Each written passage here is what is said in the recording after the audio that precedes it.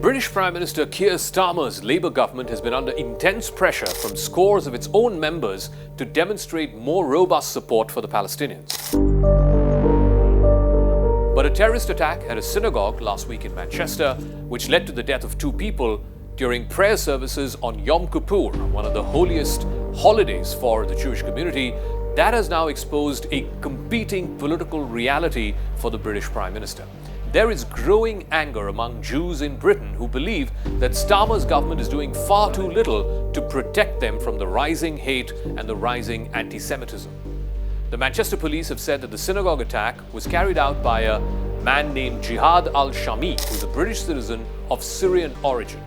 They say that he was influenced by what they describe as the extreme Islamist ideology. A vile individual committed a terrorist attack that attacked Jews because they are Jews and attacked Britain because of our values. So many Jewish families first came to this country as a place of refuge, fleeing the greatest evil ever inflicted on a people. And Britain welcomed them.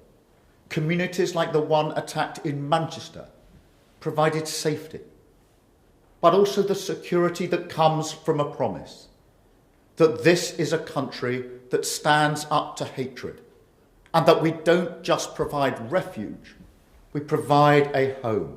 The anger at Starmer's government was especially evident during a vigil that happened Friday for the victims of the synagogue terrorist attack.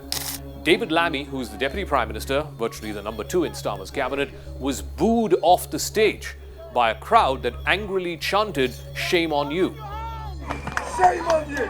Shame on you! They loudly demanded that Starmer government stop all these pro-Palestinian marches, saying that they instill fear in the minds of Jewish residents. On Saturday, there was a massive protest in London against the British government and its ban of a pro-Palestinian group. That rally went ahead despite a formal request from the London Metropolitan Police to cancel it. More than 300 people had been arrested for holding signs which supported Palestine action. On Sunday, there was a separate rally, a counter-rally of sorts in Trafalgar Square, honouring those who were taken hostage during the October 7, 2023 Hamas attack on Israel. It called on Hamas to release all the remaining hostages, which is the first point of the Trump peace plan, which Hamas has now agreed to. Tuesday marks the 2-year anniversary of the Hamas attack in Israel, in which 1,200 people were killed.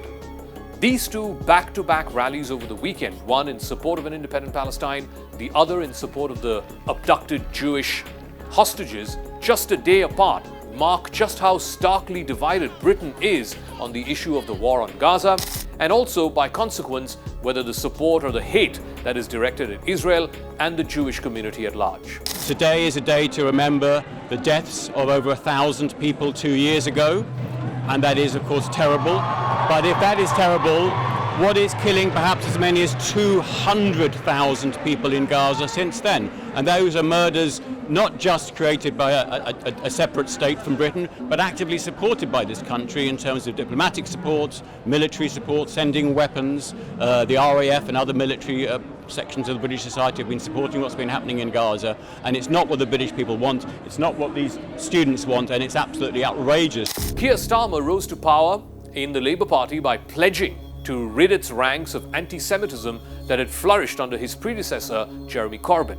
Eager to repair his relationship with Britain's nearly 300,000 Jewish voters, when he was elected Prime Minister back in 2024, Starmer said in his acceptance speech that anti-Semitism was a stain on his party, and he vowed to tear out this poison from its roots. But a year plus later, the pressure and the politics on Starmer has completely shifted. There are about 4 million Muslims in Britain right now, and the 2-year war between Israel and Hamas has galvanized them as the death toll in Gaza has now gone upwards of 65,000. So today, to revive the hope of peace and a 2-state solution, I state clearly, as Prime Minister of this great country, that the United Kingdom formally recognises the state of Palestine. Starmer at the recent UN General Assembly formally recognized a Palestinian state. This happened last month, a step which many pro-Palestinian activists said was too slow in coming. More than 250 British members of parliament from 9 different political parties, including Starmer's party, the Labour Party, signed a letter urging Britain to recognize Palestinian statehood. Britain joined France, Canada, and Australia as some of the leading Western countries to recognize an independent Palestine. But Starmer is facing increasing pressure from the right, which has now manifested itself into multiple political parties with their various iterations. The most popular politician on the right happens to be Nigel Farage of Reform UK, who's a populist right-winger, much like Donald Trump in the United States. 2 months ago, Farage unveiled a plan where he said he would deport up to 600,000 illegal immigrants out of Britain if his party, Reform UK, is voted to power in the next elections in 2029. Multiple polls have shown that Nigel Farage is the most popular politician in Britain right now, and immigration, illegal immigration, is the #1 hot-button issue. And right on cue, the new leader of the Conservative Party, or the Tories as they're known, the traditional opposition party in Britain, Keir Starmer, has unveiled a similar plan where she says that the Tories would deport up to 150,000 illegal immigrants out of Britain every year for the next 4 years if they're voted to power.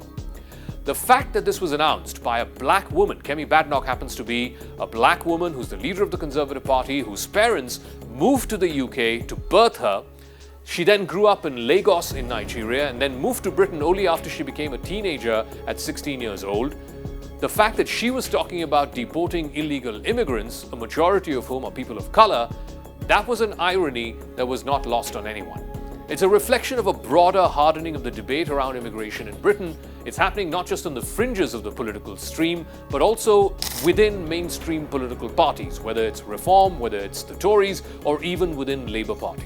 And no politician, not even the Prime Minister, can be immune to this immigration debate that is rampaging across Britain.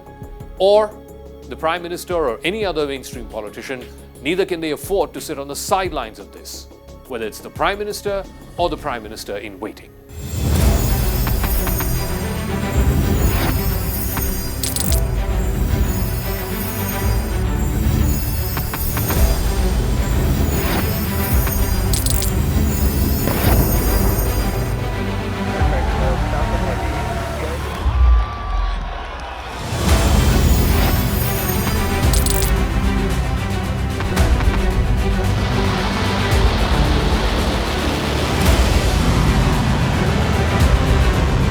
Fighting so long and so hard that they don't know what the they're doing.